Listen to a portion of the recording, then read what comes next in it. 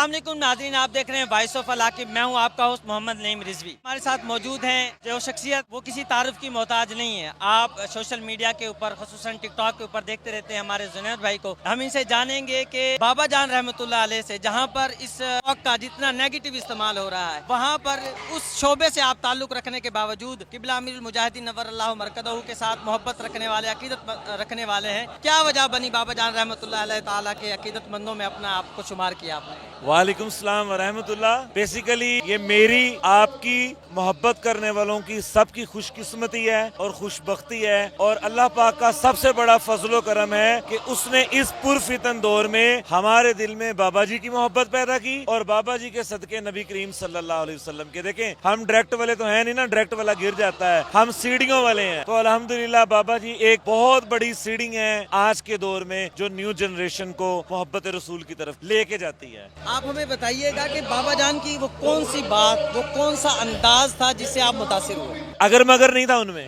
آج کے دور میں اس طرح کا آپ کو مرد کلندر نہیں ملے گا جس کی زندگی میں یو ٹرن ہو ہی نہ، صرف حق کے ساتھ۔ ہر بندے کو الگ الگ ادا پسند آتی ہے نا، لیکن آج کے دور میں اس طرح کے پیور اور خالص لوگوں کا فقدان ہے۔ تو ہماری خوش قسمتی کہ ہمارے ملک میں جہاں پہ انفارچونیٹلی ہمیں اچھی چیزیں نہیں ملتی، لیکن اللہ پاک نے اسی ملک کے اندر ہمیں دنیا کا اچھا ترین مرد مجاہد عطا فرما دیا۔ نوجوان نسل کو جو ٹک ٹاک سے سوشل میڈیا کے اوپر ایکٹیو ہے، لیکن وہ نیگیٹیوٹی کی طرف زیادہ جا رہی ہے۔